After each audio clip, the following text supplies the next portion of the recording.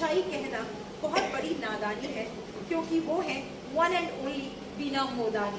बहुत बहुत स्वागत। राजस्थान की आशा भोसले कहा जाता है इन्हें। न सिर्फ राजस्थान बल्कि कई जगहों पर इन्होंने संगीत के कार्यक्रम किए हैं। राजस्थान की जानी मानी संगीतकार, जानी मानी गायिका हमारे बीच में वीना मोदानी जी। मैम, आपका बहुत बहुत स्वागत। आभार। विराजित वीना जी, सबसे पहले तो मैं ये जानना चाहूंगी, आपकी संगीत की यात्रा की बात करें। आप इतनी अच्छी सिंगर हैं और आपका इंस्टीट्यूट है।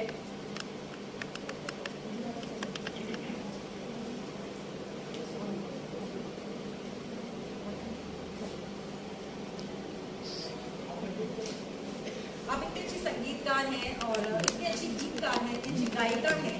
आपका खुद का अपना इंस्टीट्यूट है। संगीत की यात्रा, क्योंकि हर कलाकार के लिए कहा जाता है कि कला ऐसे ही शुरू नहीं होती, यकीनन किसी इंस्टीट्यूट की जरूरत होती है या किसी सपोर्ट की जरूरत होती है। तो ये यात्रा कहाँ से शुरू हुई? यात्रा अगर मैं कहूँ तो जब शायद मैं जिस घर में पैदा हुई थी वहीं से स्टार्ट हो गई, क्योंकि जो मेरा पीहर है वहाँ पे हम लोग गुरु को मानते हैं और बचपन से हम लोगों ने देखा है कि वहाँ पे भजन गाए जाते थे। तो हमारी शुरू से आदत थी शाम में रोज आरती करना, भजन गाना, हम लोग सारे भाई बहन। तो शुरुआत तो शायद मैं मम्मी के पेट में होंगी तभी से ही हो गई थी इस यात्रा की। क्या बात है। तो इसीलिए मैं ये तो नहीं बता सकती आपको कि कौन सी एज में स्टार्ट हुआ था, तो वो पेट में ही स्टार्ट हो चुका था। और उसके बाद में धीरे धीरे फिर स्कूल में हम लोगों ने पार्टिसिपेट किया, तो वहाँ पे हम लोगों ने गाया था, वहाँ पे कॉम्पिटिशन्स में जाते थे। तो ऐसे चलता गया। फिर एक बार के लिए रुका सफर शादी के बाद में, क्योंकि वहाँ पसंद नहीं किया जाता था। तो आपको ये भी बता दूँ मैंने कि मैंने कोई संगीत की तालीम नहीं ली है। अच्छा, हाँ, ये मुझे गॉड गिफ्ट ही है। मैंने कोई तालीम नहीं ली है, क्योंकि हम लोग जब छोटे थे तब भी हम लोगों को ऐसा मौका नहीं मिलता है कि हम लोग कुछ सीख पाते। तो जितना आता था, जो भगवान ने गिफ्ट दिया था, उसी को निखारते गए, प्रैक्टिस करते गए। तो आज मैं आप लोगों के सामने यहाँ बैठी हूँ। क्या बात है। मैं आपको बता दूं कि मैम अजमेर से है और अजमेर से क्या हमारे जयपुर में, और जयपुर में आके कैसा फैमिली सपोर्ट कैसा रहा, क्योंकि अक्सर ये देखा गया कि शादी के बाद जो एक कलाकार होता है उसकी कला थम जाती है। लेकिन यहाँ ये बहुत अच्छी बात है, जो हमारा सामाजिक ढांचा है हमारे भारत का, उस हिसाब से ये एक बहुत प्रेरणादायी बात है कि इनको शादी के बाद अपनी कला को निखारने का मौका मिला। तो वहाँ पे कैसा सपोर्ट रहा आपके फैमिली मेंबर्स का, आपके हस्बैंड का, आपके इन-लॉज का? एक बार तो देखिए, क्योंकि हम लोगों की फैमिली में जब मैं शादी में गई थी तब ऐसा माना जाता था कि बहुत डांस भी नहीं कर सकते, गाना भी नहीं गा सकते जी। तो एक ऐसा सीन देखने को मिला था। मतलब मैंने खुद ने अपने महिला संगीत में डांस नहीं किया था, जिसको डांस का इतना ज़्यादा शौक था। तो मुझे मना कर दिया गया था कि नहीं भाई, आपको तो नहीं करना है डांस, आपका हम कोई भजन रख लेंगे। मेरे सिस्टर इन लॉ भी यहाँ पर आई हुई हैं, उनसे भी आप कुछ पूछ सकते हैं कैसे क्या हुआ था। तो लेकिन धीरे धीरे मुझे ऐसा था कि मुझे कुछ करना है, ऐसे नहीं बैठना है मुझे। और सबको भी लगता था, दीदी वगैरह भी बोलते थे, मेरे हस्बैंड भी बोलते थे कि नहीं आप कुछ करो, जो आपको आता है वो करो। तो मैंने अपनी क्लासेस स्टार्ट की, डांस क्लासेस मैंने स्टार्ट की थी उस टाइम। तो धीरे धीरे बस ऐसे ही बढ़ता गया सब। और आज मतलब मेरे ख्याल से ऑलमोस्ट 25 ईयर्स मुझे आने मेरी अकेडमी को। क्या बात। अच्छा,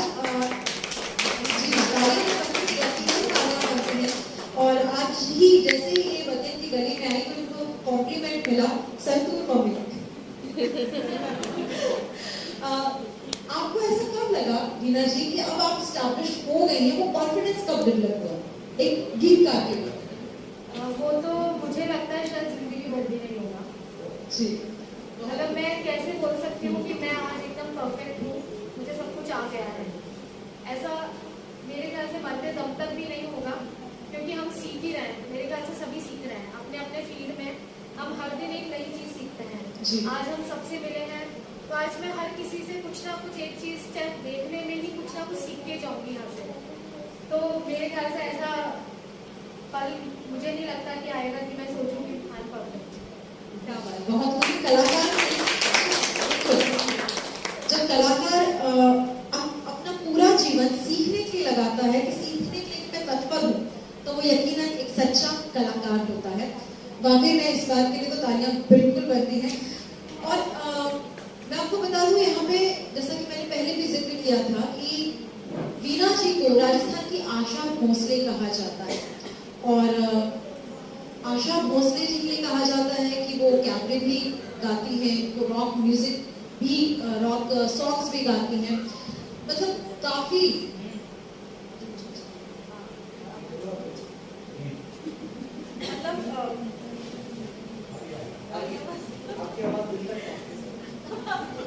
मतलब मेरे लिए पहुंचेगी।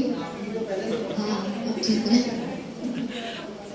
तो ऐसा उनके लिए कहा जाता है आशा जी के कि वो कैबरे भी गाती है, वो जो आपका रॉकिंग सॉन्ग्स है वो भी वो गाती है। और आपको कहा जाता है राजस्थान की आशा भोसले। तो आपका इस मामले में क्या कहना है, क्योंकि वहां पे वो बहुत सारी चीजें गाती है। सबसे पहले तो मैं बोलना चाहती हूँ कि मुझे आशा भोसले कहा जाता है, लेकिन मैं अपने आप को कभी नहीं मानती हूँ, मैं उनके पैरों की धूल भी नहीं हूँ। ये होता है ना कि जैसे भाई बहन होते हैं तो एक झलक आती है सब में, तो हो सकता है मेरी परफॉर्मेंस में या मेरी सिंगिंग में कहीं कोई झलक आती होगी उनकी, लेकिन मैं आशा भोसले कभी नहीं बन सकती हूँ। बट जिन्होंने भी मुझे इनाम दिया, सर्वेश जी और सारी मीडिया ने मुझे इनाम दिया था, राजस्थान की Asha Bhosle, thank you so much. देखिए, मीडिया का तो बहुत बड़ा रोल होता है हम सबकी लाइफ में। हम जितने भी आर्टिस्ट हैं, हम जिस भी फील्ड में होते हैं, मीडिया ही हमें इतना पुश करती है कि हम लाइफ में कुछ कर पाते हैं।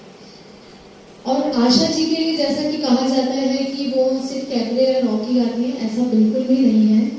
जितना मैंने उनको सुना है, समझा है, तो मैं आपको 2-3 एग्जाम्पल यहाँ पे देना चाहूँगी कि और यहाँ पे बहुत सारे लोग हैं जो हमको सुनने के लिए आए हैं।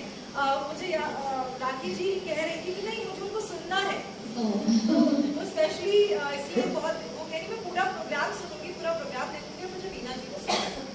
सो स्वीट राखी जी, बाकी लोग नहीं आए थे मुझे सुनने। Thank you so much.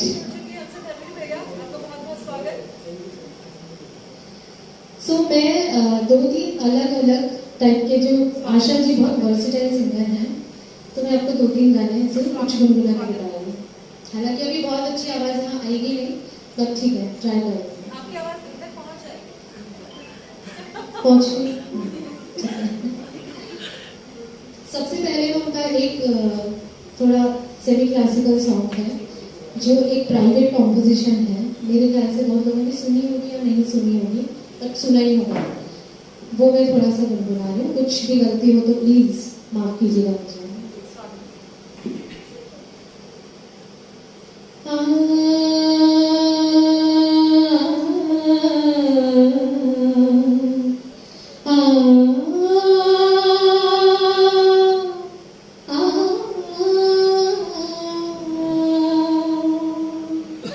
वैसे तो ये सुबह की रात है, फिर भी हम शाम में सुन लेते हैं।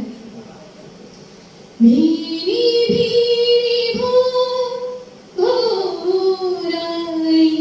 मेरी भीरी भोराई, रूप रूप पर छिड़के सोना, रूप रूप पर छिड़के सोना, चरण कमल बरसाती आई आई, मेरी भीरी भोराई,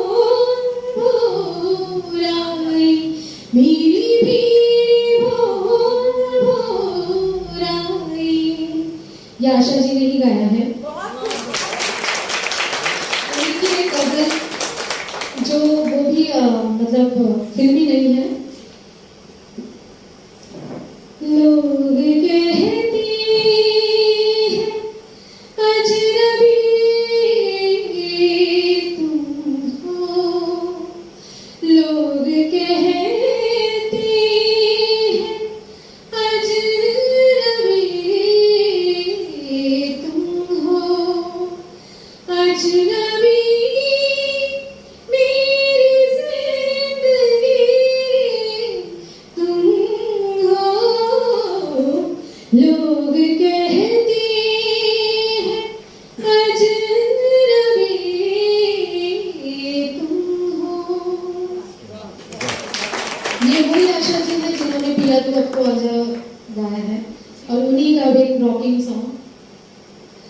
दम मारो दम, मिट जाएगा, बोलो सुबह शाम, हरे कृष्णा हरे राम, हरे कृष्णा हरे राम, हरे कृष्णा हरे राम। थैंक यू,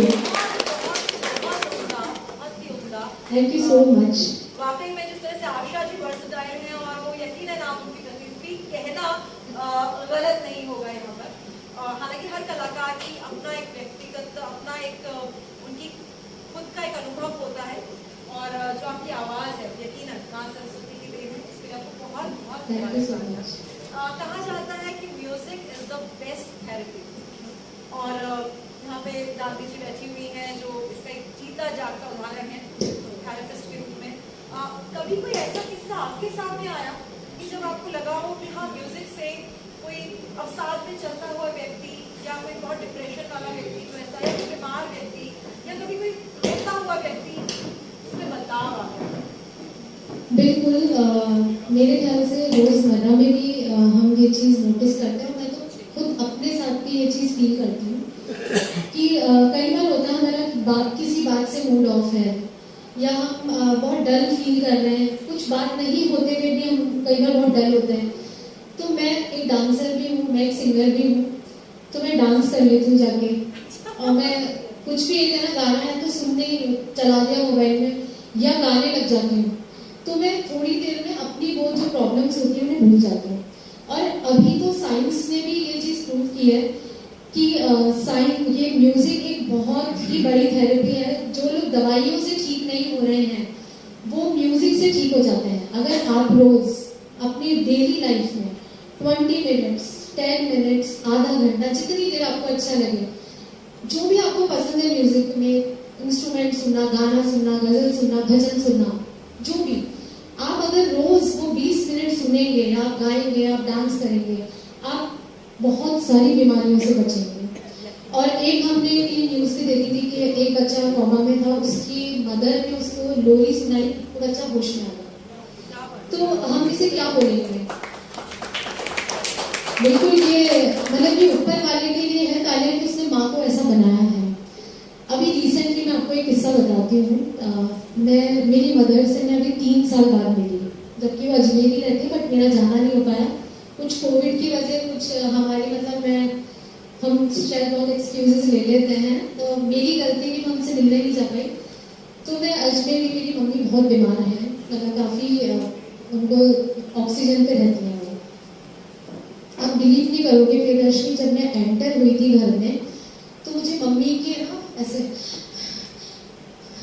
ऐसे आवाज़ आ रही थी, तो मुझे लगा यार मैं जितनी देर में यहाँ पहुँचूँ मम्मी की शायद तबीयत ज़्यादा खराब हो गई है। मैं ऐसे हो गई थी, बाहर से 2 सीढ़ियाँ चढ़ने की, पता नहीं अंदर मुझे भी क्या मम्मी कैसे दिखेंगी।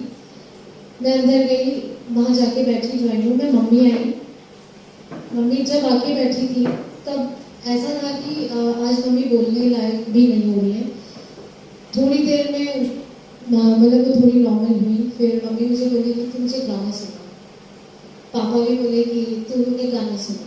तो मैंने कहा ठीक है सुनाती हूँ। तो मेरी मम्मी को वो गाना बहुत पसंद है, प्यार का नगमा है। तो मैंने वो गाना ट्रैक चलाया और मम्मी के साथ गाना स्टार्ट किया। मम्मी ने मेरे साथ में वो गाना गाया है, मैं आपको वो वीडियो शेयर करूँगी।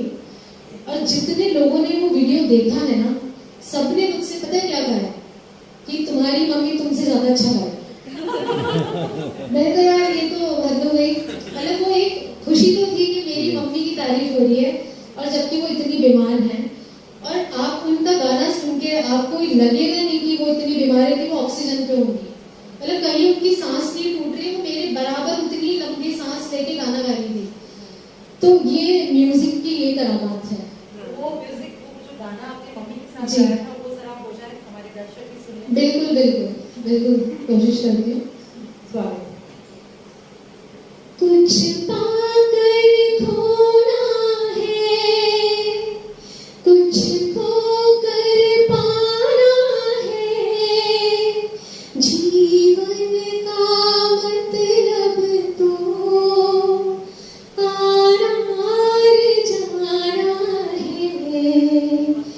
दो पल के जीवन से एक उम्र चुरानी है, जिंदगी और कुछ भी नहीं, तेरी मेरी कहानी है।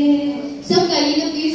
एक प्यार का नगमा है, मौजों की रवानी है, जिंदगी और कुछ भी नहीं, तेरी मेरी कहानी है, एक प्यार का नगमा है।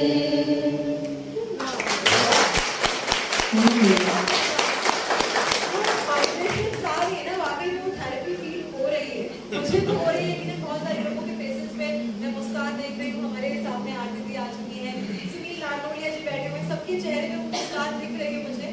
और पूर्णिमा मैम है सामने, बहुत बहुत स्वागत आप सबका, बड़ा अच्छा सा लग रहा है। ऐसे ही प्रियदर्शी में एक और चीज बताना चाहती हूँ। मैं एक एनजीओ से जुड़ी हुई हूँ, आप लोगों ने नाम सुना होगा, रेस आशा की किरण। उसमें सारे बच्चे HIV पॉजिटिव हैं और वो लोग मेरे पास पूरे साल ट्रेनिंग लेते हैं डांस एंड सिंगिंग की। आप जब उन बच्चों को डांस करते हुए देखेंगे, आप गाना गाते हुए देखेंगे, आप मतलब मेरी क्लास में जब वो लोग आते हैं मेरे स्टूडियो पे, वो लोग जाना ही नहीं चाहते।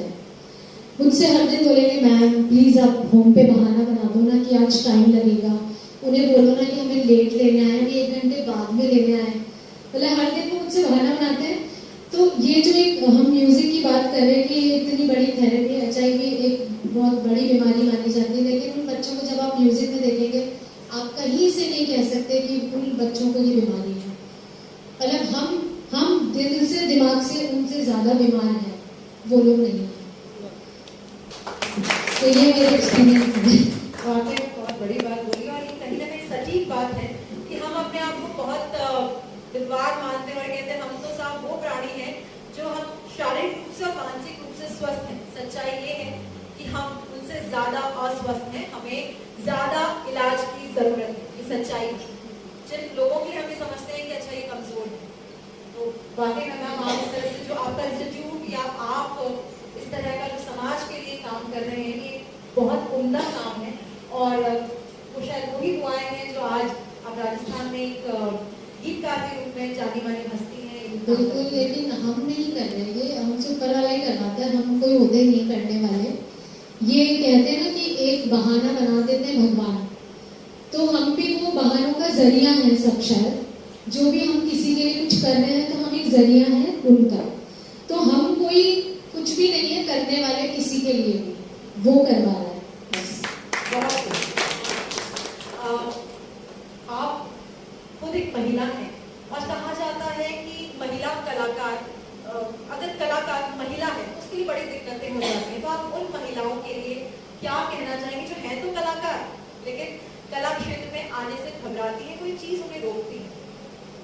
बिल्कुल, देखिए मतलब मैं अगर अपने इस 25 साल का आपको कुछ बोलूँ तो मैंने बहुत स्ट्रगल किया है, क्योंकि अपने आप को थोड़ा सा भी आप किसी काम में लेके जाते हो तो आपको मेहनत बहुत करनी पड़ती है। और शायद जब मैंने स्टार्ट किया था तो फीमेल्स के लिए थोड़ा मुश्किल था, क्योंकि घर में अलाउ नहीं होता था, ऐसा माना जाता था कि ये अच्छी चीज़ नहीं है, मतलब नाचना गाना क्या है, मतलब अच्छा नहीं मानते थे इसको।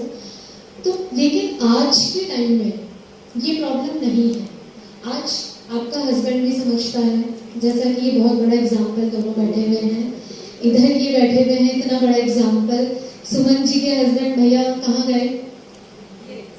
ये हाँ, सर्वेश जी और कविता जी हैं। ऐसे बहुत सारे लोग हैं जिनको शायद मैं बहुत अच्छे से जानती नहीं होंगी, लेकिन आजकल सब अपनी वाइफ को सपोर्ट करते हैं, वाइफ अपने हस्बैंड को सपोर्ट करती है, बच्चे भी हमसे चाहते हैं कि आप कुछ करो, बैठो मत आप, है ना। और मेरी मदर इन लॉ जो थी, अब वो नहीं है इस दुनिया में, लेकिन वो उस टाइम में मतलब काफी एज थी उनकी, उसके बाद भी वो इतनी फॉरवर्ड थी माइंड से कि वो मुझे हमेशा बोलती थी तू कर, मैं तेरे साथ हूँ, क्या बात, बहुत तू कर, मैं गाड़ी चलाना सीख, खुद बाहर खड़ी होती थी घर के, मैं खड़ी हूँ, जा लेके, कुछ नहीं होगा। इतना मतलब उन्होंने मुझे सपोर्ट किया है। उस टाइम वो 70 साल की थी, आप सोच सकते हो 70 ईयर्स का इंसान आपको वो कर रहा है।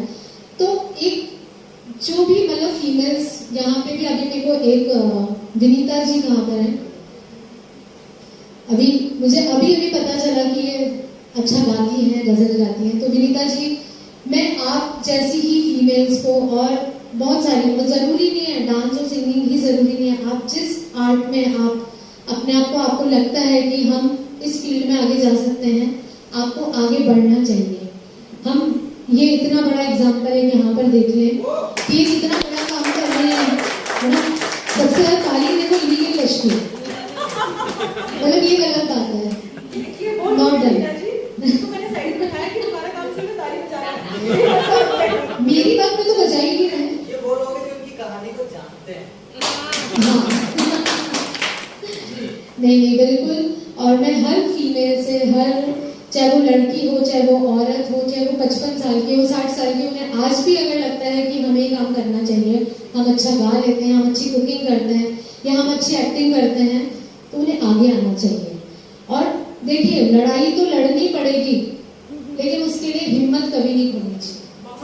लड़ाई लड़नी पड़ेगी, उसके लिए हिम्मत नहीं खोना है।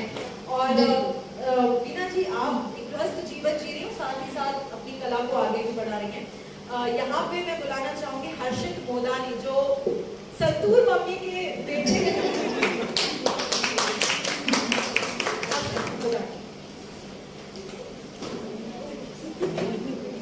तालियां जोरदार होनी चाहिए। हर्षित मोदानी, कैसे हैं आप? अपनी मम्मी के बिल्कुल बराबर बैठ के कैसा लग रहा है? एकदम बढ़िया एंड ऑब्वियसली अच्छा ही लग रहा है। मैं वहाँ से वेट ही कर रहा था। तो मेरा नंबर आएगा। हाँ। तो हर्षित, आपको वैसे कैसा लगता है कि वीना मोदानी मेरी मदर है? देखिए, सच बताऊं हाँ, तो सच शुरू बताना है। में, इस मंच पर सच ही बताना है। क्योंकि मैंने जर्नी देखी है एंड बिकॉज हम भी छोटे थे एंड हमें इतना आइडिया नहीं था ऑब्वियसली कि मतलब क्या स्ट्रगल चल रहा है, और जो भी प्रोसेस चल रहा है हमको आइडिया नहीं था। बट सून हम लोगों ने रियलाइज किया, जैसे आज भी मतलब हर जगह जब हम जाते हैं तो हमको रियलाइज होता है कि अच्छा ये लेवल अप हो रहा है, लेवल अप हो रहा है, लेवल अप हो रहा है। सो इट फील्स गुड यार। कभी बचपन का ऐसा कोई किस्सा हर्षित कि आपको लगा हो स्कूल में, कॉलेज में, कि जहाँ पे आपकी मदर का नाम बीच में आया, उससे आपको बहुत इतना प्राउड फील हुआ हो, वो वाला मोमेंट? मेरी मम्मी को स्कूल में बहुत बुलाया जाता था मेरी वजह से। So, एक बहुत ही फनी चीज़ ये है कि मैं 10th स्टैंडर्ड में था और मम्मी को बुलाया मेरी कंप्लेन करने के लिए। एंड वहाँ पे इतना उल्टा सीन हुआ कि मैं, मम्मी, प्रिंसिपल के ऑफिस में, मेरे 2-3 फ्रेंड्स खड़े हैं और प्रिंसिपल मतलब मम्मी को कंप्लेन कर रही है। जो कंप्लेन थी वो प्रिंसिपल खुद हंसने लग गई, क्योंकि वो मम्मी को जानती हैं अच्छे से, तो वो खुद हंसने लग गई, हम हंसने लग गए और एक हमारे एडमिनिस्ट्रेटर बैठे थे वो भी हंसने लग गए, क्योंकि इनका नाम था। तो वो बोली इस बच्चे को तो क्या ही डांटे हम लोग, ये जाओ। अच्छी आता मेरी वजह से। अच्छा, कभी ऐसा भी हुआ, चलिए तो हो गया फायदा, एक प्राउड मोमेंट, कभी ऐसा हुआ घर में मम्मी बाहर गए हैं शो के लिए और आपको बड़ी भूख लग गई या बड़ी दिक्कत हुई किसी चीज के लिए भी जिसमें मम्मी की जरूरत होती है, वहाँ कभी ऐसा? बिल्कुल, अभी रिसेंट की बात है कि 3 दिन से मेरे जॉ में दर्द हो रहा है एंड मैं कुछ सॉलिड नहीं खा पा रहा एंड मम्मी बिजी चल रही है। सो मम्मी बोलती रहेगी कि अच्छा मैं कुछ बना देती हूँ, चाहे वो क्लास में हो, तो मैं बोलता हूँ कि नहीं आप अपना काम करो, मैं देख लूँगा, जो भी है मैं कर लूँगा। तो क्योंकि मेरे को इंटरफेयर नहीं करना, बिकॉज मैं भी अब एडल्ट हूँ। सो बोल रहा है थोड़ा।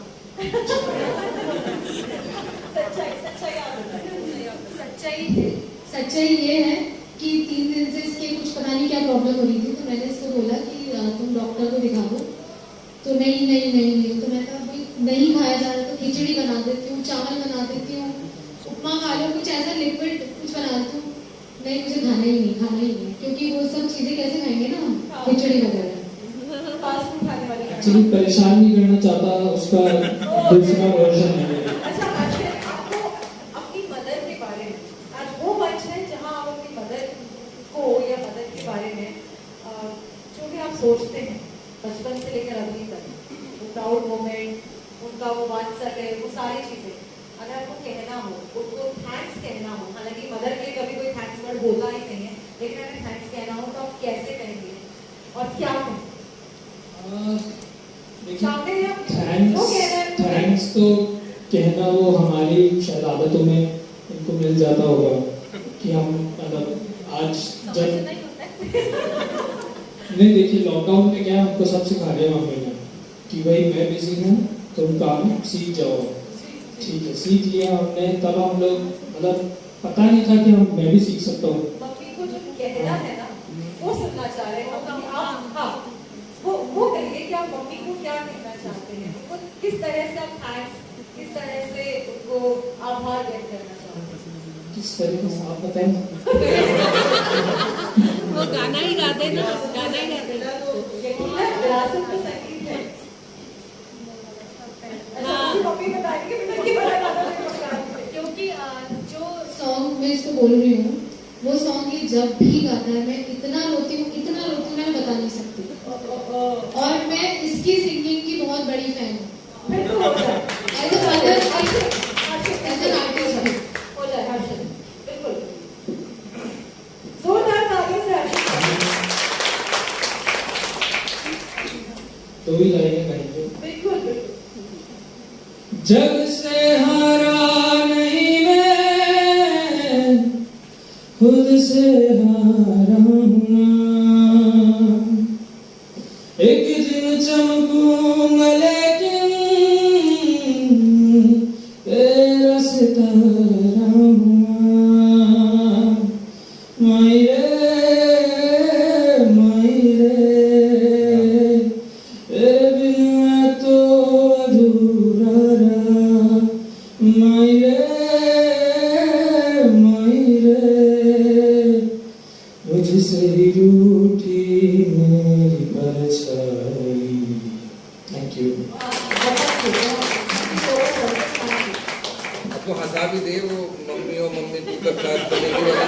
हाँ, ये जो अभी थोड़ी देर पहले बोला था ना कि मम्मी ने हमें लॉकडाउन में सारे काम सिखा दिए हैं कि मैं तो बिजी रहती हूँ तो तुम लोग सीख लो। मैंने अपने लिए नहीं सिखाया, जो इनकी वो आएंगी ना, हाँ उनके लिए सीख लो ताकि तुम परेशान नहीं हो फिर।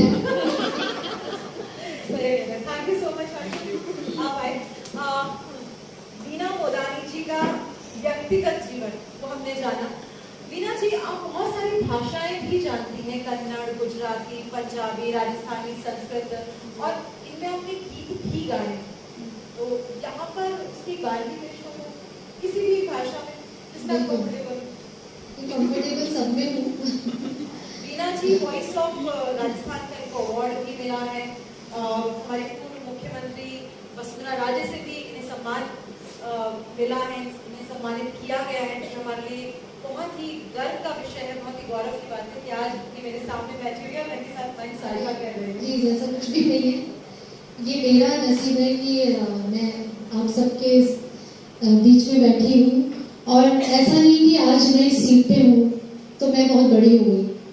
हम सब एक से ही हैं, कभी कोई वहाँ होगा कभी कोई यहाँ होगा, तो ये सिलसिला तो चलता ही रहेगा। तो मैं 2 लैंग्वेज में अभी ट्राई कर रही हूँ क्योंकि समय की हमारे पास सीमा होती है। तो मैं सबसे पहले मैं ना कन्नड़, क्या बोलते हो दीदी? कन्नड़, कन्नड़। ತಂದೆ ತಾಯಿ ಹೇಳಿದರಿಂತಿ ನಡೆಯಲುಬೇಕು, ಮಾರಿಯ ಗುರುಗಳು ಕಲಿಸಿದ ಪಾಠ ಕಲಿಯಲುಬೇಕು, ದೊಡ್ಡವರಲ್ಲಿ ಭಕ್ತಿ ಗೌರವ ತೋರಲು ಬೇಕು, ನಡೆನುಡಿಯಲ್ಲಿ ಸತ್ಯವೆಂದು ಪಾಲಿಸಬೇಕು, ಸತ್ಯವೆಂದು ಪಾಲಿಸಬೇಕು. ಓ ಚೆಲುವಿನ ಮುದ್ದಿನ, ಚೆಲುವಿನ ಮುದ್ದಿನ ಮಕ್ಕಳ ಮಕ್ಕಳ. ये कन्नड़ है। Thank you. संस्कृत संस्कृत। उसकी जगह मैं तमिल सुनाती हूँ। संस्कृत तो मतलब कॉमन ही है, गा ही लेते हैं, सभी जने गा लेते हैं। नहीं गाना छोड़िए, बोल भी ठीक है, मैं तमिल गाना सुनाती हूँ, थोड़ा सा 2 लाइन आपको। ஓடி விளையாடு பாப்பா, நீ ஓய்ந்திருக்கலாகாது பாப்பா. ஓடி விளையாடு பாப்பா, நீ ஓய்ந்திருக்கலாகாது பாப்பா. கூடி விளையாடு பாப்பா, நிறகுணத்தை விளையாடு பாப்பா. ஓடி விளையாடு, ஓடி விளையாடு, ஓடி விளையாடு பாப்பா, நீ ஓய்ந்திருக்கலாகாது பாப்பா.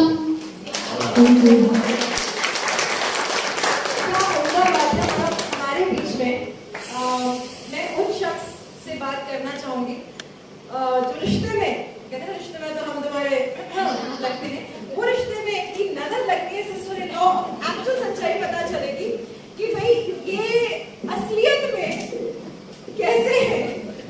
मैं कविता मनियाल मैम, ये बताइए, अब बनी कंफर्टेबल बनी रहे कविता जी, मैं माइक आप तक पहुंचा दूंगी।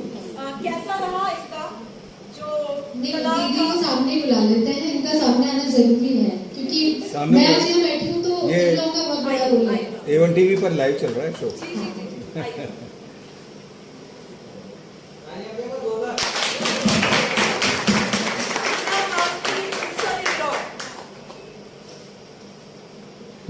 किस तरह से उन्होंने अपनी संगीत की शुरुआत की, बता दी कि आपका काफी योगदान रहा उसमें। ये डरा के नहीं, ये योगदान या जो सहयोग मांगा, ये डरा के मांगा गया या आपकी स्वेच्छा से? बहुत प्यारी है, बहुत स्वीट है। सच बोलना है, दीदी सच्ची बोलना। भाषा देती है, मतलब ये हमारी भाभी के हम लोग बहनों जैसे मानते हैं, जैसे हम बहने 5 बहने हैं या हमारी 6 बहने हैं। अच्छा बिल्कुल ऐसा ही मानते हैं। कभी डराया उन्होंने या कभी कुछ ऐसा हुआ कि नोक झोंक जो ननद भौजाई की होती है? मतलब ऐसा कभी भी ऐसा कुछ भी नहीं हुआ क्योंकि है इतनी स्वीट।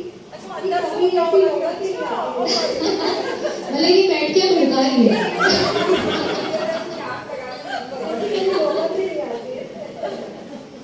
अच्छा मैं तो जैसे एकदम उनकी शुरुआत की बात बताती हूँ कि कैसे ये आई। शायद मेरी प्रार्थनाओं से ही हमारे घर में आई। अच्छा मतलब ये क्रेडिट खुद ले रही है। सच्ची में ऐसा ही हुआ है। हाँ। मतलब एक बार क्या हुआ तो जैसे हमारा एक सिंगर पार्ट का कोई होता है कार्यक्रम, उसमें कहीं अजमेर से आई थी तो मैं इनको जानती नहीं थी, बस वो कार्यक्रम चल रहा था सुंदरकांड का, उसके बीच में भजन होता है और वो एकदम से मैंने इनकी आवाज़ सुनी और मैं तो एकदम ऐसे रहने की ये है कौन, इतना सुंदर मैंने अपने लाइफ में कभी नहीं सुना था, इतनी सुंदर आवाज़। तो जब वो कार्यक्रम खत्म हुआ उसके बाद में मैंने बोला कि इस लड़की से मिलना तो पड़ेगा, ये है कौन। फिर ये एक साइड उधर जाके थोड़ी खड़ी हुई थी क्योंकि वहाँ किसी को जानते नहीं थी ज़्यादा, तो अपने सिस्टर के साथ में आई थी। तो मैं इनसे जाके जो मैं बोली कि आपने तो बहुत सुंदर गाया, जब उसका जवाब मुझे मिला ऐसी तो कोई बात नहीं है, ये सुन के तो मतलब मैं ऐसी हो गई कि क्या लड़की है, इतना सुंदर गाती है, इतनी अच्छी गाती है और उसके बाद में इतनी सिंपल वे में बोल रही है कि ये नहीं ऐसी तो कोई बात नहीं है। इसके बाद तो मैंने भगवान से प्रार्थना शुरू कर दी कि ये भगवान ये लड़की में हमारे घर में आनी चाहिए। उसके बाद में कुछ जोर संजोग ऐसा हुआ कि मेरी सिस्टर, बड़ी सिस्टर है, उन्होंने मुझे बोला कि अपने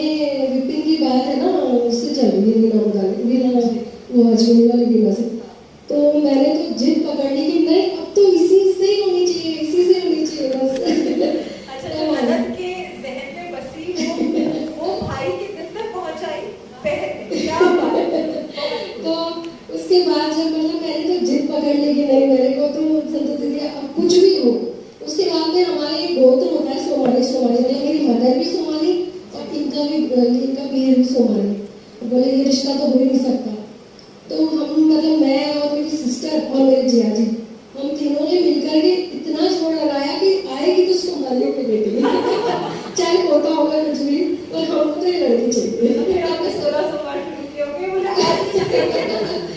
सच्ची में 16 सोमवार किए मैंने इसके बाद।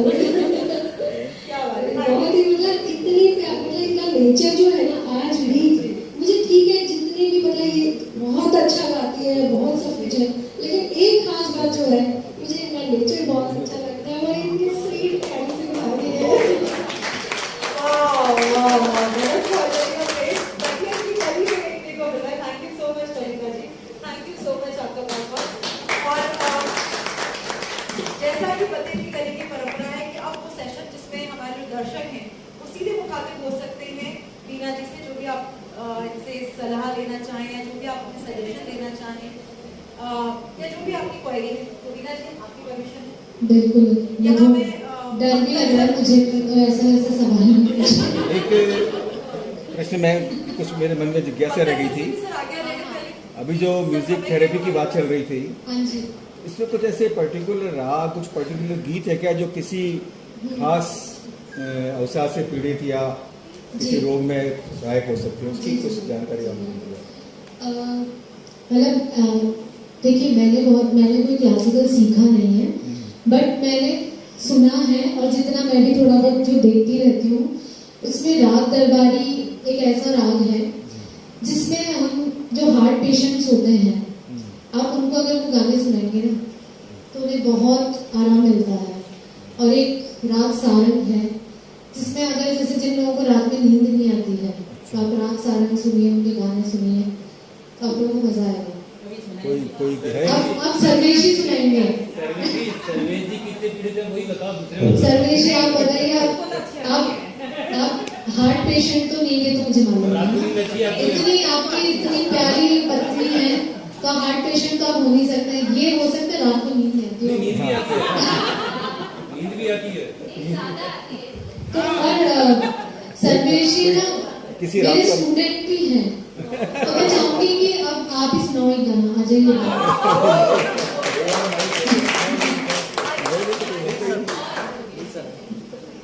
हमारे पति की करेंगे संरक्षण।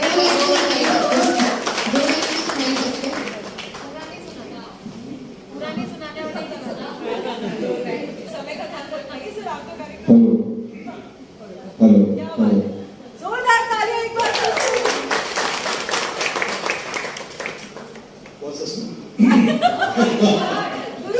गुरु बताएंगे। राग थोड़ी हो जाए। नहीं, आप वो सुना दीजिए, राग दरबारी में तू प्यार का सागर। तू प्यार का सागर है, तू प्यार का सागर है, तेरी एक बूंद के प्यासे हम लौटा जो दिया तूने, चले जाएंगे जहाँ से हम, तू प्यार का सागर है। एक दो लाइन और सुनाता हूँ क्योंकि मैडम को पसंद है, कई बार मैं क्लास में जाता हूँ तो इसे सुनती भी है वो। टीचर को खुश करना चाह रहे हैं। फूलों की रानी, बहारों की मलिका, तेरा मुस्कुराना गजब हो गया। फूलों की रानी, बहारों की मलिका, तेरा मुस्कुराना गजब हो गया। न दिल होश में है न हम होश में है, नजर का मिलाना गजब हो गया।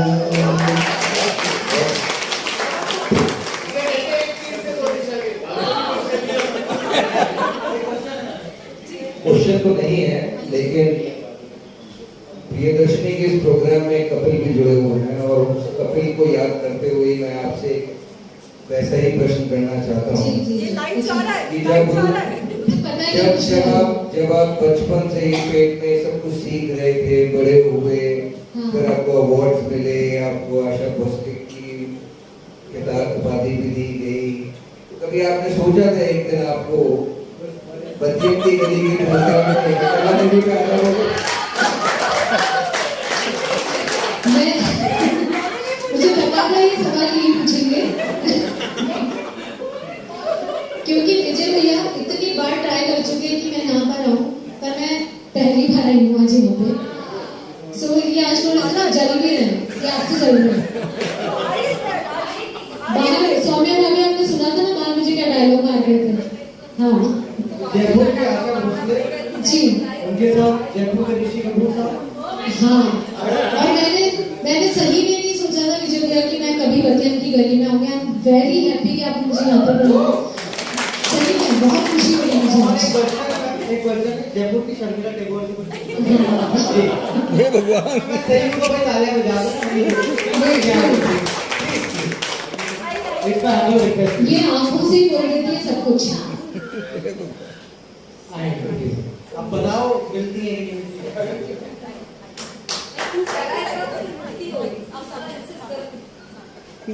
मेरे यहाँ आने का मकसद ये नहीं था कि मैं ओके, एक चीज मैं शेयर करना चाहूंगी जिसके लिए मैं बहुत स्पेशली आई हूँ आज इनसे मिलने। इनसे मैं कैसे जुड़ी, बहुत छोटी सी बात है और बहुत टचिंग बात है जो मैं कभी नहीं भूल सकती। प्रियदर्शनी, मुझे पानी जरूर चाहिए होता है जब मैं, और एक टिश्यू जरा मेरे आप टिश्यू रेडी रहती हैं। हाँ, खोल के रखना। हाँ, शायद कोशिश करूंगी रोकने की, पर पता नहीं मुझे। आप तो मुझे बिल्कुल ही मत देखो।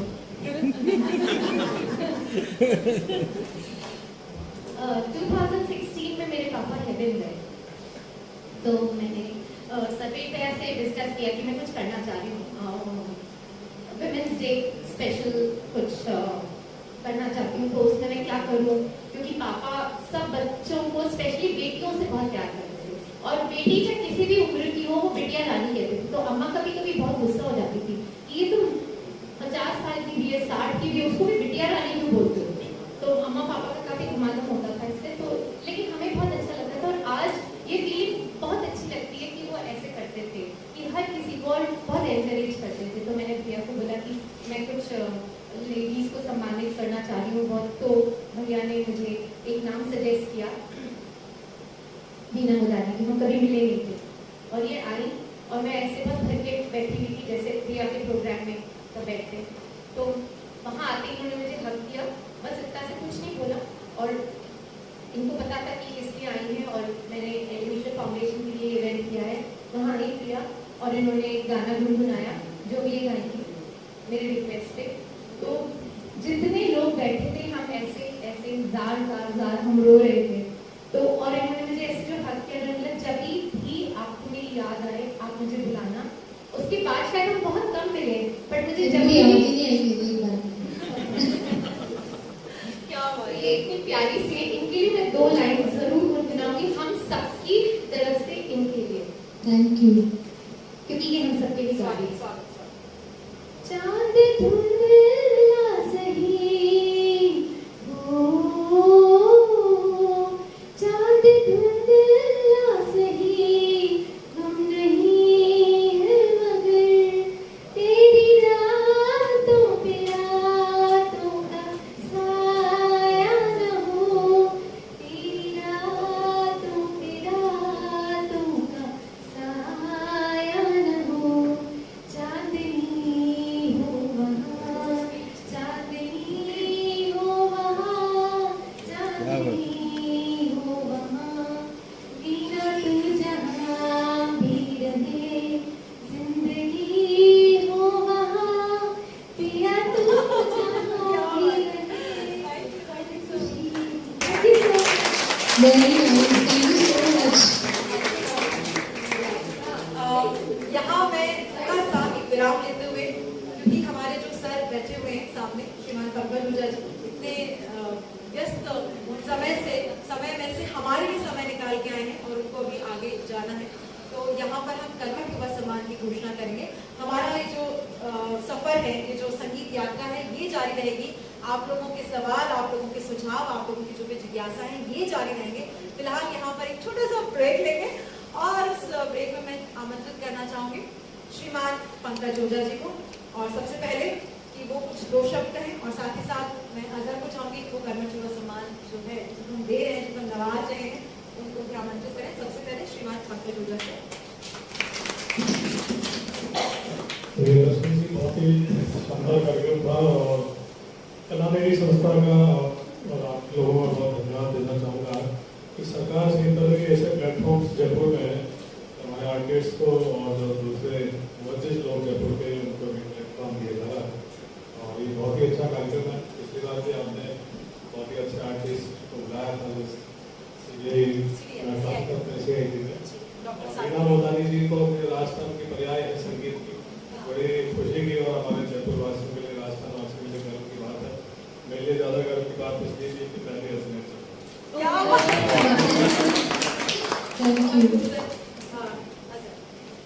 और अक्सर हमेशा ये कहा जाता है, कोई इलाहाबादी साहब ने क्या खूब कहा है, खींचो ना कमानों को ना तलवार निकालो, खींचो ना कमानों को ना तलवार निकालो, जब दो मुकाबिल हो तब अखबार निकालो। यार ऐसी शख्सियत को हम रूबरू करवाने जा रहे हैं आप सभी से। कर्मठ युवा सम्मान के लिए आप सभी की जोरदार तालियों के बीच बुलाना चाहिए राखी हजेला जी को। जोरदार तालियां। तो दोस्तों कहते हैं एक डरा हुआ पत्रकार एक मरा हुआ नागरिक पैदा करता है, लेकिन जब इस तरह के पत्रकार सामने आते हैं निर्भीक, निष्पक्ष और अपनी बात को बिल्कुल निष्पक्ष तरीके से रखने वाले, तो जोरदार तालियां जरूर बजनी चाहिए फॉर राखी हजेला, जिनको 16 साल का अनुभव है और वाकई सीखने का कोई दौर जो कभी खत्म नहीं होता, और आज कर्मठ युवा सम्मान बच्चे की गली में। और मैं चाहूंगा कि हमारे संयुक्त शासन सचिव और मैम वीना मुदानी, पंकज ओझा सर और मैम वीना मुदानी। राखी हजेला मैम के बारे में थोड़ा सा और मैं आप सभी को बता दूं, वर्तमान में पत्रिका समूह से जुड़ी हुई है, गोल्ड मेडल विनर है और जर्नलिज्म में स्टेट अवार्ड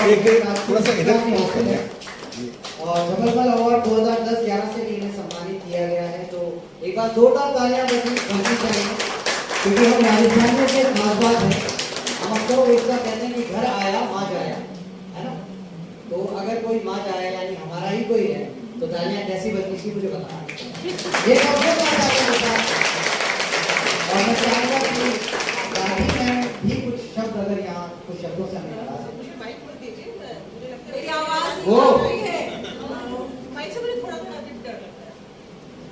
आप लोगों ने मुझे बुलाया, हमारा जो सम्मान आप लोगों ने दिया उसके लिए आप सभी का बहुत बहुत शुक्रिया, कि ये इससे जो हमारा है वो बहुत दूसरों में मुझे लगता है अपना काम और ज़्यादा बेहतर तरीके से करने की कोशिश करें। थैंक यू सो सर, आपने भी हमें बड़ा बेशकीमती वक्त दिया, तो ये थैंक यू सो मच। और आप चाहेंगे हमारी परंपरा है कि हम अपने जो पावड़े हैं, हमारे जो मेहमान हैं, उनको ऐसे नहीं जाने देते। हमारी संरक्षक गीता उपाध्याय मैम हमेशा खुशियों का गुलदस्ता साथ में जरूर भेजते हैं। ये पर्यावरणविद हैं और पर्यावरण के लिए काम कर रहे हैं। तो गीता उपाध्याय मैम, आपके कर कमलों से हम चाहते हैं कि हमारे सामने जो आज इतना अपना समय निकाल के आए हैं हमारे पंकज ओझा सर, आप उनके साथ फूलों का गुलदस्ता भेजें, एक ऐसा जो उन्हें हमेशा पॉजिटिविटी देता रहे, उनको पॉजिटिव रखता रहे। वैसे बहुत पॉजिटिव है। बदियन की गली के बागीचे के जो ये फूल हैं, हम ये चाहेंगे कि आप इसी तरह से दस्तूर जो हमारा हम ये बना रहे हैं और इसे आप ऐसे ही निभाते रहें। एक बार जोरदार तालियां हो जाए।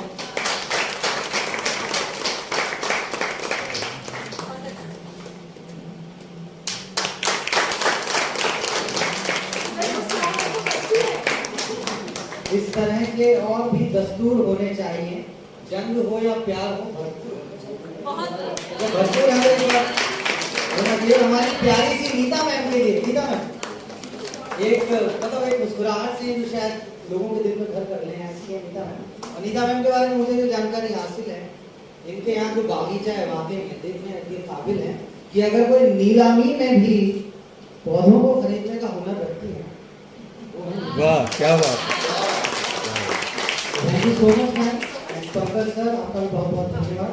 पंकज सर जो है, एक बात मैं शेयर करना चाहूँगा छोटी सी, पंकज सर आध्यात्म के बहुत बड़े जानकार हैं और मेरे गुरु भी आध्यात्म के लिए, मैं इनके लिए चाहूँगा जोरदार ताली बजाएं। आप सबके लिए शेयर मदद कर जाता हूँ। मंच हाजिर है। मैंने ही लिखा था, रीना जी, प्रियदर्शनी जी, अशोक जी और सर्वेश जी, गीता जी और भी मोजिस साहबान हैं कि कुछ तो बात है हमें कि हम सबसे अलग दिखते हैं, क्या बात, बहुत खूब। तो लोग जहाँ खत्म करते हैं हम वहाँ से शुरू करते हैं।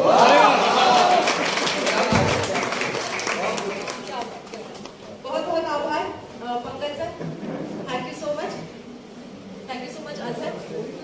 और वो बात ये इसीलिए अनौपचारिक मंच कहती हूँ मैं इसको, क्योंकि यहाँ पर जैसे इसकी सोच यही थी, बद्यत की गली जब हम शुरू कर रहे थे तो सोच यही थी कि जैसे हम ड्राइंग रूम में बैठ के बात करते हैं कि ठीक है हमारे बहुत सारे कलाकार दोस्त हम आपस में मिलते हैं और उस मुलाकात में कभी गीत निकलता है, कभी संगीत की बौछार होती है, कभी कोई दूसरी कला की बातचीत होती है, कहीं अभिनय पेश होता है तो कहीं सारंगी बजती है और कहीं कुछ चित्रकारी निकलती है। तो ऐसा ही एक मंच सोचा, एक ऐसा ही विचार सोचा था और इसीलिए बद्यत की गली है जो पूरा अनौपचारिक है। तो अब आप लोगों के जो सवाल हैं, आप लोगों की जो जिज्ञासाएं हैं, जो रीना मैम साहब चाहते हैं वो क्या आपने कभी सिंधी जी मैम, गाने गाए? माइक क्योंकि अजमेर में सिंधी बहुत है। मुझे लगता है यहाँ की नारियों को माइक की बिल्कुल जरूरत नहीं है। एक बार आपको आपने सिंधी लैंग्वेज में कभी गाने गाए तो क्या आप अजमेर की हैं और अजमेर में सिंधी काफी है, तो उसका उनका असर शायद आप पर पड़ा है क्या? हाँ बिल्कुल, ये बंद हो गया। नारियों को माइक की जरूरत नहीं, उसने नहीं सुना। माइक में सुन लिया। बिल्कुल, मेरे स्कूल में मेरी क्लास में भी ना सिंधी लोग काफी थे, तो मैं 2 लाइन एक सिंधी गाने की गा रही हूँ। बिल्कुल स्वागत है। मुंहिंजो वतन, मुंहिंजो वतन, मुंहिंजो वतन, मुंहिंजो वतन, मुंहिंजो वतन, मुंहिंजो वतन, मिसरी खां मिठेरो, पाखी खां मिठेरो, कुर्बान तई वतन ततया पई जतन बदन, मुंहिंजो वतन, मुंहिंजो वतन, मुंहिंजो वतन।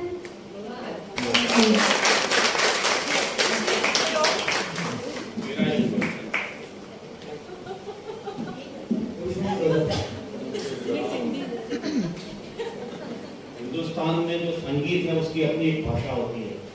संगीत, कला, साहित्य ये सब समामेलित होकर एक अलग गुलदस्ता बनता है भाषा का।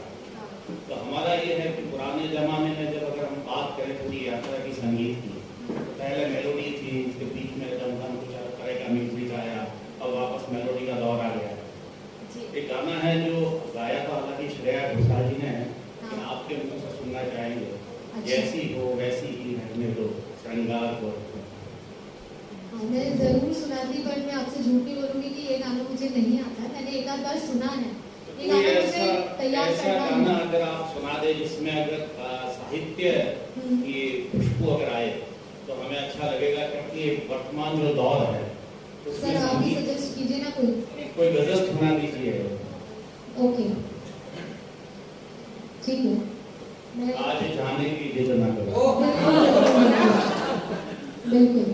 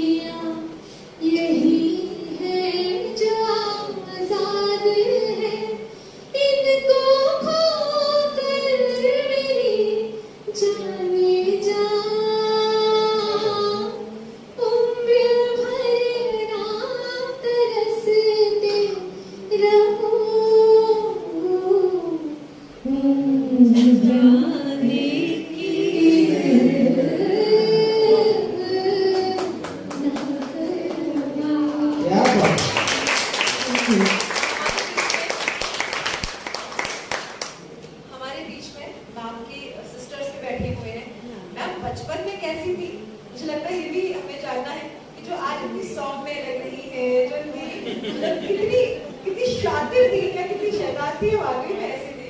तो हम चाहेंगे कि वो अनुभव, इनके अनुभव जरूर मेरी बताइए। दो सिस्टर्स हैं, अभी तो मैं चाहूंगी आप दोनों यहीं आ जाओ। प्लीज वेलकम, एक बार जोरदार तालियां। बात दर्द की वो दवा की हो या मरहम की, बात सिर्फ आज सुनना चाहते हैं हम सरगम की। क्या बात है। शायद सरगम की इस कड़ी में एक सुर हमारे साथ मौजूद है, 2 सुर और मैं चाहूंगा जी।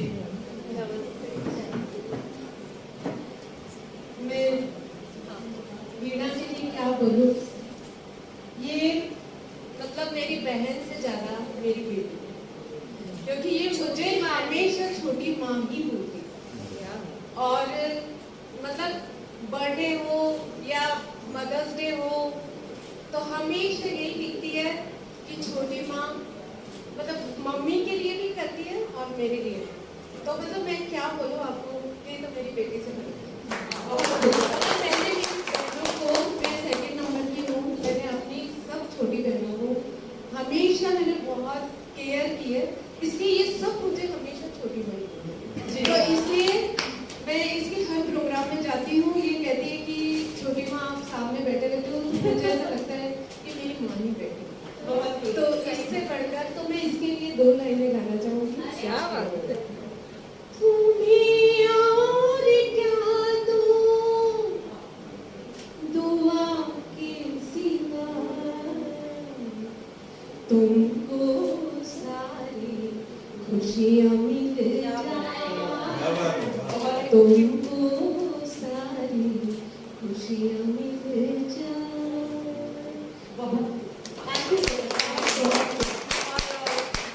समय जी, अब मतलब हमारे पास समय एक्चुअली बहुत कम है और वो कहते हैं ना घड़ियाल बाबू टिक टिक करते हुए मेरे कानों में गूंजने लगे हैं। लेकिन मैं ना इसके लिए जरूर बोलना चाहूंगी कि बचपन की ऐसी कोई बात, बचपन की ऐसी कोई बात, आप लोग बैठ जाइए, खड़े हो, मतलब मुझे ऐसा लगता है कि हमें क्या पनिशमेंट मिला हुआ है कि खड़े रहे।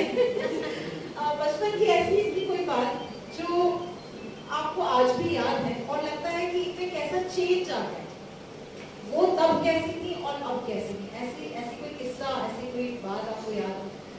किस्सा तो मैं क्या बोलूं, लेकिन हाँ अब तो वही जानना चाहते हैं। नहीं, बचपन से थोड़ी चुलबुली तो थी और टीवी चला के, मतलब उस टाइम इतनी चीज़ें थी नहीं हमारे पास टीवी और रेडियो के अलावा। टीवी पे जब भी कोई गाना आता इसका वो भटकना शुरू हो जाता था। रेडियो पे गाना सुन के उसको एक ही बार में हमें याद करना होता था, क्योंकि उस टाइम यूट्यूब वगैरह तो था नहीं। तो हम सब लगे होते थे और फिर इससे हम सुनते थे कि अब तो गा, मतलब मुझे ध्यान है कि जब भी कभी मैं बीमार हुई या कुछ होता था, मैं इसको अपने पास बुला के कहती थी प्लीज गाना सुना दे, और जब ये गाना गाती थी तो वो इतना अच्छा लगता था कि लगता था हमारी तबीयत ठीक हो गई है। Music is the best therapy. और अगर मुझे वीणा की आवाज को एक शब्द देना हो तो मैं ये कहूँगी कि बहुत ही सुकून भरी आवाज है इसकी, जो दिल को तसल्ली और राहत देती है। ये हमारे लिए प्राउड मोमेंट है कि हम इसके सिस्टर हैं। मैं जो बहुत तमाम उम्र लग गई, तमाम उम्र लग गई वाहवाही लूटने में, तमाम उम्र लग गई वाहवाही लूटने में।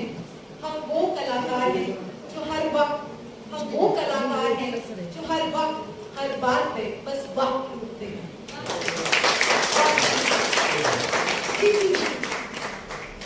जब इतने सारे लोगों को रेखांकित करने की बात चल रही है तो यहाँ 2 शख्स ऐसे बैठे हैं जिनका कि मैं नाम लेना चाहूँगा, जो कि वीणा जी के कृतित्व के काफ़ी नज़दीक भी हैं और उन्होंने वीणा जी के कृतित्व को समझा है। मिस्टर सुनील नारोलिया, आइए सुनील। सुनील नारोलिया जी ने जयपुर में कला साहित्य संस्कृति की एक अलग जगह रखी है क्रेडिट टीवी के माध्यम से, और इन्होंने वीणा मोदानी जी को लेकर एक बहुत ही अच्छा एल्बम इन्होंने बनाया, जो गीत भी इनने लिखा है, संगीत रचना भी इनकी है। एक दीवाना सा लड़का, वो वीणा जी से गवाया, और एक है मिस्टर मोहित शर्मा जो कि आध्यात्म के अच्छे ज्ञाता हैं और काफी कर्मकांडी है इस उम्र में, इतना कर्मकांडी और आध्यात्म का होना बड़ा मुश्किल है। आइए मोहित जी आप भी उनके भी अनुरोध जी सर, जो रचना है जो नई आपका मेरे बारे में भी बोल सकते हो वैसे, उसके बारे में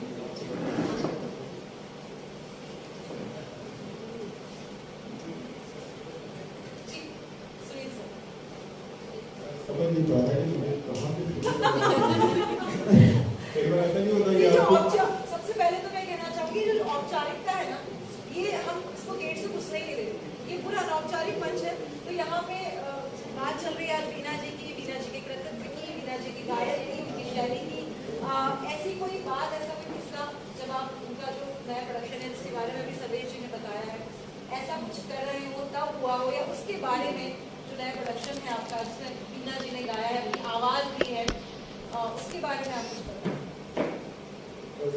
वीणा जी ने पीछे मेरे गाना आया था एक दीवाना सा लड़का, उसका आवाज वीणा जी ने दी। वीणा जी की सबसे बड़ी जो खासियत मुझे लगती है कि काम खुद करती है और क्रेडिट दूसरे को दे देती है।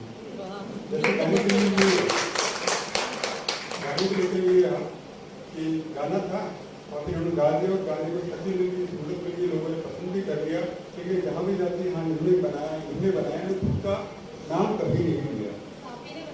नहीं यही तो उदाहरण है बड़प्पन। मुझे लगता है आज की तारीख के अंदर ये सबसे कम है, जहाँ तक हर आदमी सोचता है कि उसका क्रेडिट मैं लूँ, उसका क्रेडिट मैं लूँ। कोई ऐसे शख्स नहीं है हमारे बीच में जो कि दूसरों को क्रेडिट देते हुए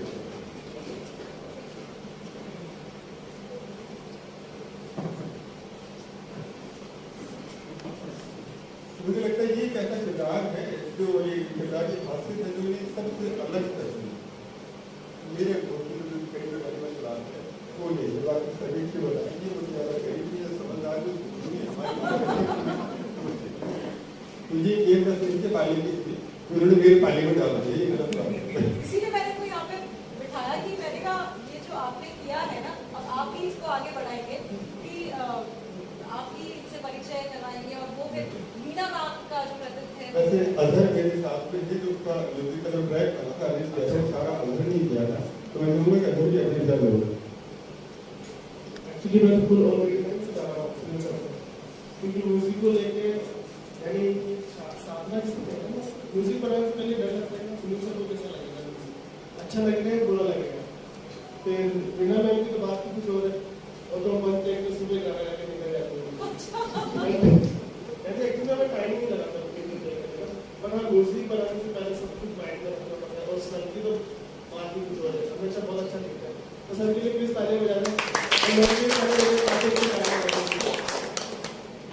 और मैम के और मैम जो गजलें गाती है ना तो हाथ की बिल्कुल टच होता है मैम की जो गजलें, और मैं तो स्पेशली कहता हूँ यार मुझे गाने की सेट करना हमेशा।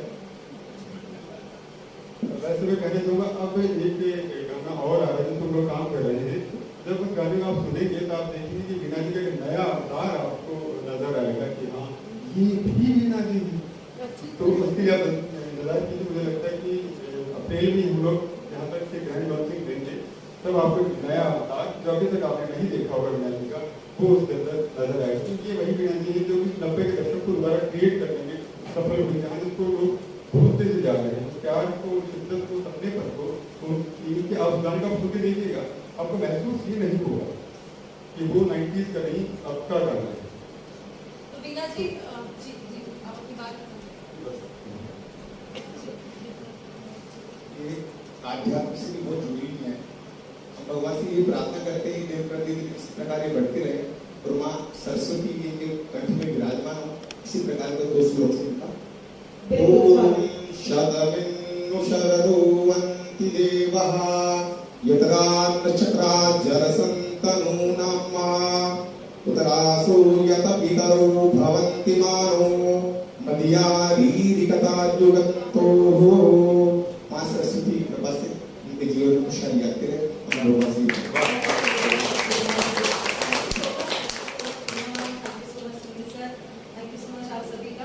और ये यात्रा जो है समय हमारे पास बहुत कम होता है, वरना ये जो कृतित्व है हमारे पास में जो सामने जो व्यक्तित्व बैठे होते हैं, मेरे खुद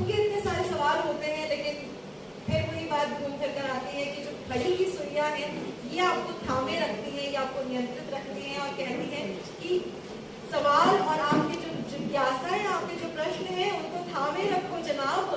अभी वक्त जो है वो कह रहा है कि थम जाइए, क्योंकि ये व्यक्तित्व, ऐसे कृतित्व को जानने के लिए मैं इतना सा काफी नहीं हूँ।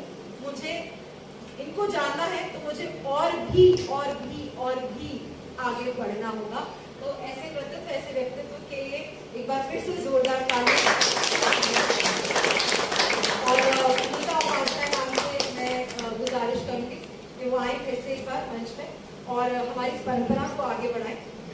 जो सुखद अनुभव पंकज सर लेकर गए हैं यहाँ से, सकारात्मकता जो लेकर गए हैं, वो जो वाइब्रेशन लेकर गए हैं, वो ही सेम वाइब्रेशन हम बिना मांग को चाह रहे हैं कि यहाँ से लेके जाए रामिता मैम और मीना मैम।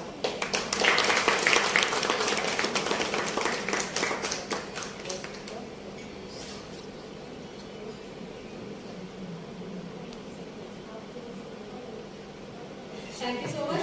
और अब मैं उन सबसे आपको मुखातिब करवाना चाहूंगी जो इस पत्थर की गली के पिलर्स हैं, संरक्षक से भी चाहूंगी मैं, जो भी संरक्षक समझ सके कि एक बार वो मंच पर आ जाए। साथ ही साथ जो हमारे सपोर्टर्स हैं वो भी सबसे पहले सर्वेश सर हमारे सामने नहीं, विजय सर सामने आ जाए, सौम्या जी सामने आ जाए, दीपक जी टी ट्रेडिशन से यहाँ पर है, अच्छा वो भी जवाहर लाल नेहरू की उपस्थिति अनिवार्य है। राकेश भार्गव सर आपका बहुत बहुत हमेशा से हमें सहयोग मिलता रहा है समाचार जगत से। मेरे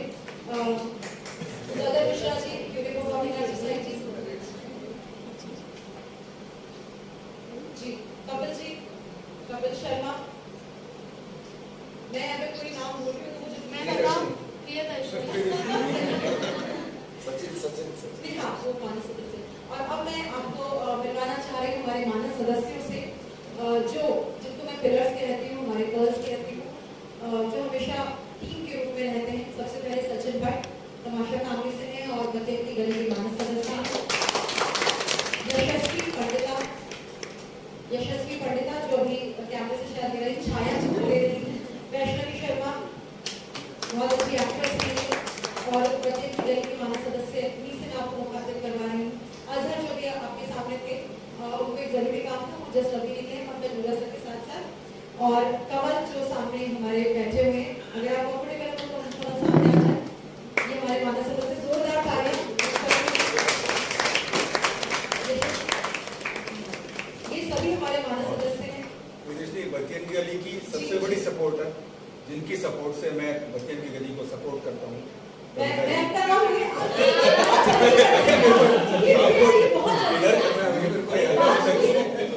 बात पूरी होने दीजिए सर, बहुत जल्दी बात पूरी होने दीजिए। और पूरा साथ जाना होता है ना, पैसे करवा दूं। जी हाँ, जो प्रेरणा है इन सबके पीछे, जो हम सबके पीछे प्रेरणा है, हमारे कविता भाभी, कविता भट्ट जी नाम आए सामने। क्योंकि ये मेरी बहुत बड़ी क्रिटिक है और ये मेरे को काफ़ी चीज़ों के लिए बताती हैं, लेकिन बच्चन की गली के लिए और वीणा जी के लिए हमेशा पॉजिटिव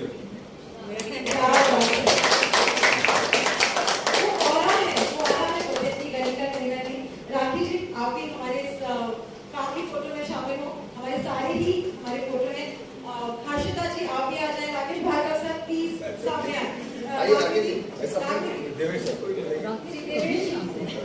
जी को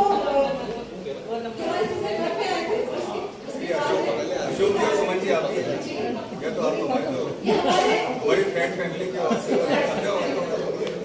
क्या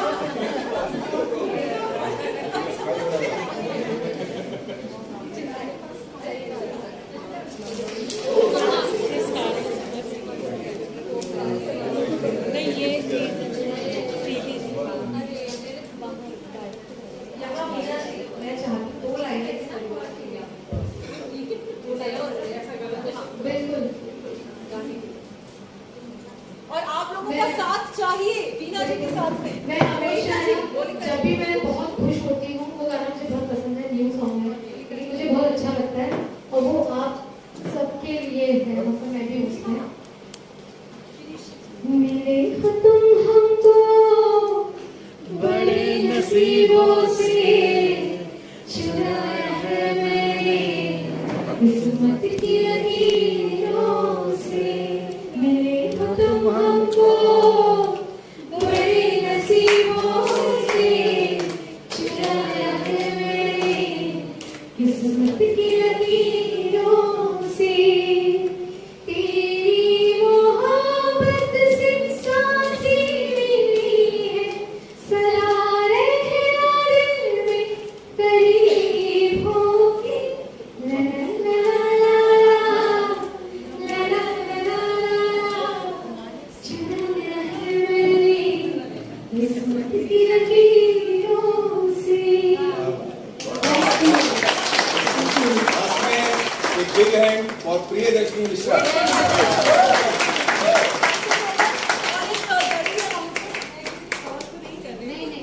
एक बहुत जरूरी अनाउंसमेंट है। हमारे साथी विनोद जी भी यहाँ मौजूद है, मैं चाहती हूँ वो भी आ जाए, उसके बाद में वो अनाउंसमेंट करूंगी मैं। ये विनोद जी का हमेशा हमारे साथ रहे हैं, मानव सदस्य के रूप में साथ रहे हैं। कुछ खामियां मुझ में भी हैं, सतीश सर हो जाती है गलतियां। विनोद जी के लिए भी जोरदार तालियां। और अभी बहुत जरूरी अनाउंसमेंट, बतियन की गली के अगर आप सीजन 1 से जुड़ना चाहें, सीजन 2 को आप रेगुलर देखना चाहें तो हमारा सोशल मीडिया, यूट्यूब, हमारा इंस्टा और बतियन की गली और फेसबुक, ये बतियन की गली के नाम से आप जुड़ सकते हैं। और आगामी जो भी आयोजन है, जो भी प्रोग्राम होने वाले हैं बतियन की गली के, वो भी आप देख सकते हैं। साथ ही साथ कलानेरी आर्ट गैलरी में जो भी आने वाले आगामी आयोजन है वो भी आप कलानेरी आर्ट गैलरी की जो सोशल मीडिया है, इंस्टा, फेसबुक, यूट्यूब, उससे भी आप जुड़ सकते हैं।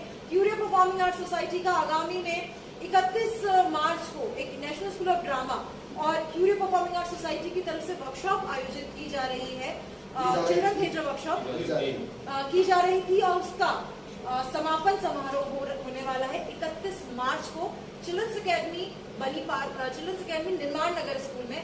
तो उसमें भी आप सब लोगों का सहयोग और आप लोगों का स्वागत है, आप लोग आमंत्रित हैं 31 मार्च को चिल्ड्रंस अकेडमी निर्माण नगर, शाम को 7 बजे।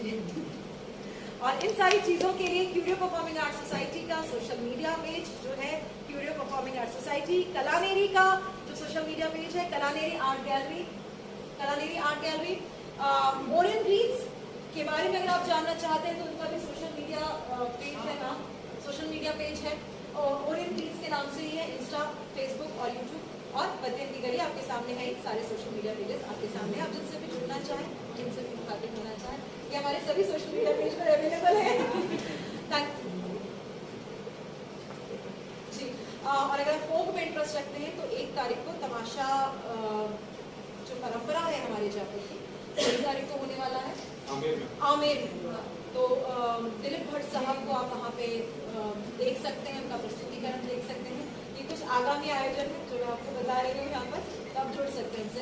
आपका बहुत बहुत आभार, बहुत बहुत धन्यवाद बतियन की गली से पॉप आर्ट सीजन 2 के इस 5वें एपिसोड में आने के लिए, और इंतजार रहेगा आपका 6th एपिसोड के लिए।